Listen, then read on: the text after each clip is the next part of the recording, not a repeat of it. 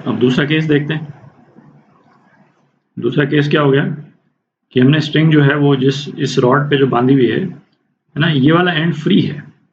तो फ्री होने का क्या मतलब निकला कि जैसे हम इमेजिन कर सकते हैं यहाँ पे इस एंड पे एक रिंग है, ठीक है, और फ्रिक्शनलेस रिंग है जो कि ऊपर नीचे मूव कर सकती है, ठीक है। तो अब जब पल्स यहाँ पे पहुंचेगी तो सेम चीज होगी एग्जैक्टली। जो ये वाला जो बीड है ना, वो इस वाले पॉइंट पे ऊपर की तरफ फोर्स लगाएगा, जैसे फिक्स्ड एंड के केस में हुआ था। पर फिक्स्ड एंड के केस में ये वाला पॉइंट मूव नहीं कर सकता था। फ्री एंड के केस में ये रिंग जो है वो मूव कर जाएगी, है, तो ये रिंग जो है वो ऊपर चली जाएगी, ठीक है, रिंग यहाँ आ गई,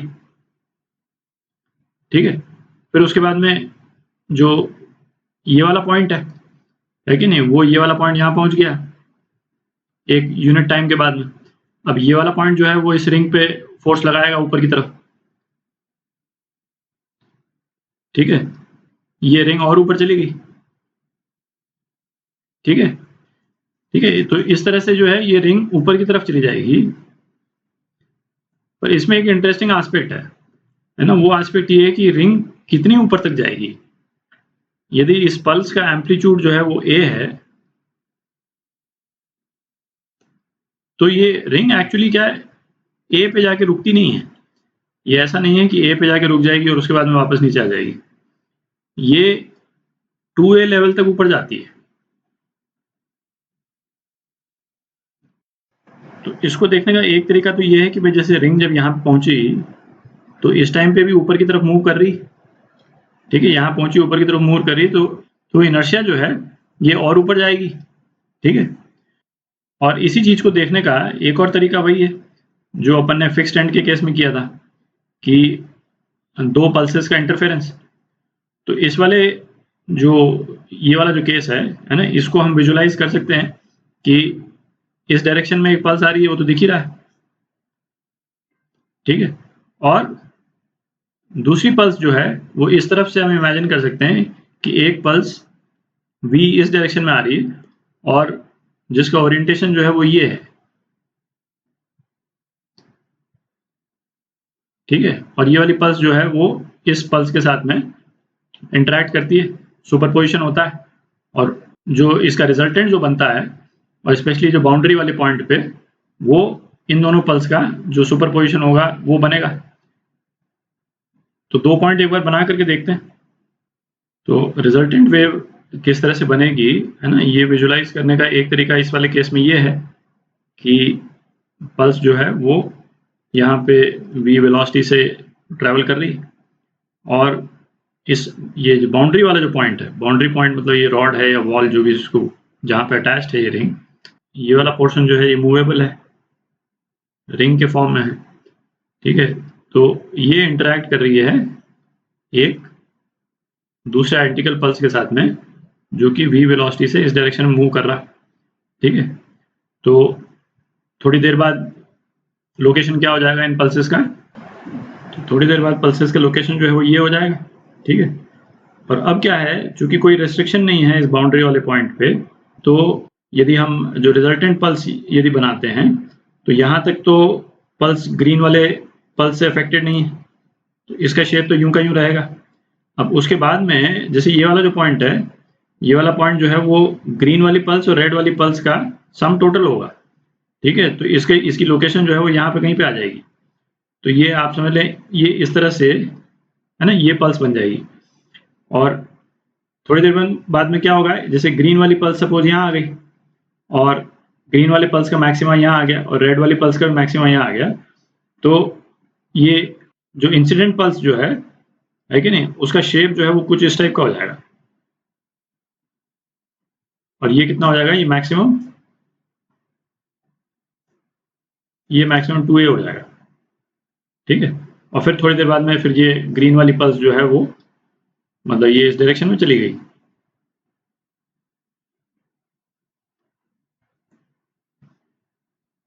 ठीक है। तो ये यूं कहीं रिफ्लेक्ट होकर के और केवल इसका डायरेक्शन चेंज हो जाएगा, है ना, ओरिएंटेशन जो है वो सेम रहता है। ये फ्री एंड के केस में। तो फ्री हैंड के केस में यदि इंसिडेंट वेव, इसको y1 बोल देता हूँ, incident wave sine kx minus omega T है, तो जो रिफ्लेक्टेड वेव है वो क्या रहेगा, एम्पलीट्यूड तो सेम ही है उसका a, और ये हो जाएगा sine kx plus omega T. ठीक है, केवल जो वेलोसिटी का डायरेक्शन जो है ये माइनस v हो गया, यहाँ v था, यहाँ माइनस v हो जाएगा। ठीक है, अच्छा अब ट्रांसमिशन का केस देखते हैं। तो ट्रांसमिशन के केस में क्या हुआ, मीडियम चेंज हो गया। ठीक है, अच्छा ये मैं दोबारा रिपीट कर दूं कि जो प्रिंसिपल्स अपन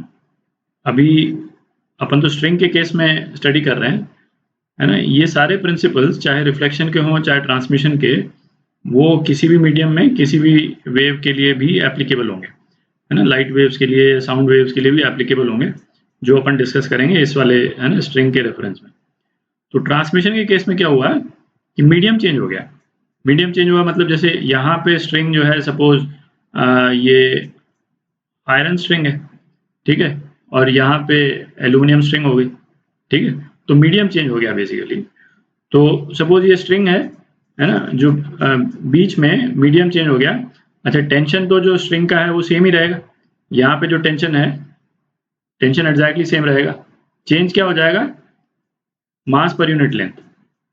ठीक है, मीडियम इस वाले जैसे स्ट्रिंग के केस में मास पर यूनिट लेंथ चेंज हो गया, तो मास पर यूनिट लेंथ बेसिकली उसके इनर्शिया का एक मेजर है, तो वो चेंज हो गया, है ना, यहाँ पे μ2 हो गया।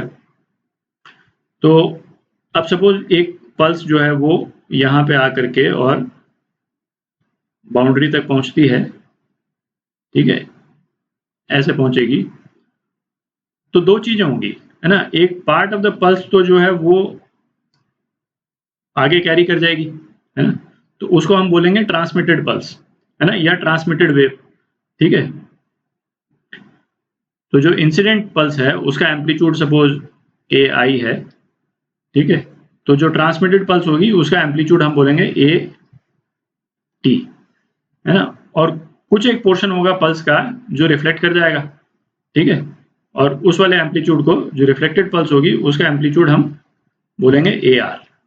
ठीक है, अच्छा तो इसमें ट्रांसमिटेड पल्स जो है, ट्रांसमिटेड पल्स में जो पल्स का जो ओरिएंटेशन है वो चेंज नहीं होता है ना, किसी भी सिचुएशन में। दो सिचुएशंस होंगी, अभी दोनों सिचुएशन करेंगे अपन। तो जो ट्रांसमिटेड पल्स है उसका ओरिएंटेशन चेंज नहीं होगा। तो इसका यदि, चूंकि एनर्जी बाइफरकेट हो रही है, इंसिडेंट पल्स की एनर्जी बाइफरकेट हो रही है ट्रांसमिटेड पल्स में भी और रिफ्लेक्टेड पल्स में भी, तो इसका एम्पलीट्यूड थोड़ा सा कम होगा, है ना, कितना कम होगा अभी देखेंगे थोड़ी देर में। तो ये तो हो गया ट्रांसमिटेड पल्स। ठीक है, जो रिफ्लेक्टेड पल्स है वो या तो सेम ओरिएंटेशन में हो सकती है, या ओरिएंटेशन जो है उसका पाई फेज से डिफरेंट भी हो सकता है। ठीक है, ये किस पे डिपेंड करता है, ये डिपेंड करता है कि मीडियम जो है वो रेयरर है या डेंसर है। ठीक है, तो सपोज इस वाले केस में अभी डिफाइन करते हैं रेयरर मीडियम क्या है, डेंसर। अपन रेयरर से सपोज डेंसर मीडियम में जा रहे हैं। ठीक है, रेयरर और डेंसर में डिफरेंस क्या है, रेयरर मीडियम में जो वेलोसिटी है ना, वो ज्यादा होगी, और डेंसर मीडियम में वेलोसिटी कम होगी। ये एकमात्र डिफरेंशिएशन है रेयरर मीडियम का डेंसर मीडियम से। ठीक है, जैसे सपोज यहाँ पे, ये तो मैंने आयरन और एल्यूमिनियम का एग्जांपल ले लिया, कोई जनरल दो मेटल ले लें, M1 और M2। ठीक है, तो M1 में जो वेलोसिटी होगी वेव की वो क्या होगी, √T/μ1। ठीक है, और M2 में जो वेलोसिटी होगी वेव की वो क्या होगी, √2/μ2। ठीक है, अच्छा यदि μ1 μ2 से कम है, ठीक है, तो वेलोसिटी 1 जो है वो वेलोसिटी 2 से ज़्यादा हो जाएगी। तो इसमें रेयरर मीडियम कौन सा हुआ, V1 जो है वो रेयरर मीडियम हो गया, है ना, ये रेयरर मीडियम है एज कंपेयर टू V2 जो कि डेंसर मीडियम है। अच्छा ये V2, ये दूसरा M2 जो मीडियम है, हो सकता है इसकी वेलोसिटी किसी एक तीसरे मीडियम में की वेलोसिटी से ज़्यादा हो, ठीक है, तो एज कंपेयर टू जो तीसरा वाला मीडियम V2 रेयरर हो जाएगा, ठीक है, और V3 जो है वो उसके रिस्पेक्ट में डेंसर हो जाएगा, ठीक है। तो अब कोई भी पल्स यदि या कोई भी वेव है वो रेयरर से डेंसर मीडियम यदि जाती है तो ट्रांसमिटेड पल्स तो सेम ओरिएंटेशन की होगी, जो रिफ्लेक्टेड पल्स जो है उसका ओरिएंटेशन जो है वो उल्टा हो जाएगा, एम्पलीट्यूड कम होगा पर इसका ओरिएंटेशन उल्टा हो जाएगा, ठीक है। ये किस केस में? रेयरर से यदि डेंसर जाती है, ठीक है, और डेंसर से रेयरर जाएगी, है ना, उसको भी बना लेते हैं। तो इसको रिवर्स कर दिया मैंने, M2 यहाँ कर दिया और M1 यहाँ कर दिया, ये जो है वो डेंसर है और ये है रेयरर है। तो सपोज यहाँ पे पल्स पहुँचती है, ये पल्स पहुँचेगी, तो ट्रांसमिटेड वेव तो हर केस में जैसा मैंने कहा ट्रांसमिटेड वेव का एम्पलीट्यूड जो है वो ओरिएंटेशन सेम रहता है, ठीक है। जो रिफ्लेक्टेड पल्स जो होगी वो डेंसर से रेयरर जब रिफ्लेक्शन हो रहा है तो इसी ओरिएंटेशन की होगी और इस डायरेक्शन में आ जाएगी, ठीक है। ये ट्रांसमिटेड पल्स हुई, इसका एम्पलीट्यूड 80 है और जो रिफ्लेक्टेड है इसका AR है और ये इंसिडेंट पल्स का एम्पलीट्यूड, ठीक है। अच्छा, इस टॉपिक पे डिस्कशन कंक्लूड करने के पहले, है ना, जो रेयरर एंड डेंसर मीडियम है इसको एक बार और ध्यान से देख लेते हैं। मैंने क्या कहा था कि जैसे रेयरर मीडियम और डेंसर मीडियम, इसमें वेलोसिटी ज़्यादा होगी और इसमें वेलोसिटी कम होगी। ये मीडियम के एक्चुअल में डेंस या कम डेंसिटी होने से इसका कोई रिलेशन नहीं है, ठीक है। हम केवल वेव के ट्रांसमिशन और रिफ्लेक्शन जिस तरह से होता है ना, स्पेशली रिफ्लेक्शन में फेज चेंज होता है कि नहीं होता है, उसी एस्पेक्ट को देख करके रेयरर और डेंसर मीडियम डिफाइन कर रहे हैं। जैसे साउंड है, ठीक है, साउंड की वेलोसिटी जो है वो सबसे कम किस में है? एयर में, एयर से ज़्यादा वाटर में और वाटर से ज़्यादा सॉलिड्स में है, ठीक है। तो एयर में जो है वो वेलोसिटी मिनिमम है, वाटर में ज़्यादा है और सॉलिड्स में ज़्यादा है साउंड के लिए, ठीक है। तो साउंड के लिए सॉलिड जो है वो सबसे ज़्यादा रेयरर है ना, और एयर जो है वो डेंसर है, ठीक है। देख रहे हैं, सॉलिड, उसके सॉलिड की डेंसिटी से कोई मतलब नहीं है, वेलोसिटी कहाँ हायर है ना, उसी से मतलब है।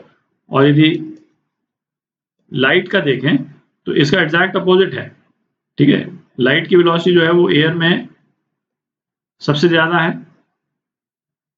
ना, वैक्यूम में सबसे ज़्यादा है, फिर उसके बाद में एयर, ठीक है, और लिक्विड जैसे वाटर में उससे कम है ना, और उससे भी कम जो है वो आपका सॉलिड्स में है, जैसे ग्लास हो गया, है ना, या डायमंड हो गया। यहाँ लाइट की वेलोसिटी जो है वो कम है, तो लाइट के लिए रेयरर कौन सा हो गया? एयर रेयरर होगी, और जो सॉलिड्स जो हो गए, है ना, ग्लास हो गया, डायमंड हो गया, वो डेंसर हो गया, ठीक है। तो वो जो अपन ने रिफ्लेक्शन के टाइम पे, है ना, मीडियम जब चेंज होता है, रिफ्लेक्शन के टाइम पे जो फेज चेंज की जो बात की थी रेयरर से डेंसर वाली, उसके बारे में डिसीजन लेते टाइम, है ना, ये चीज़ ध्यान रखें, ये अपन ने जो डिस्कस किया, ठीक है।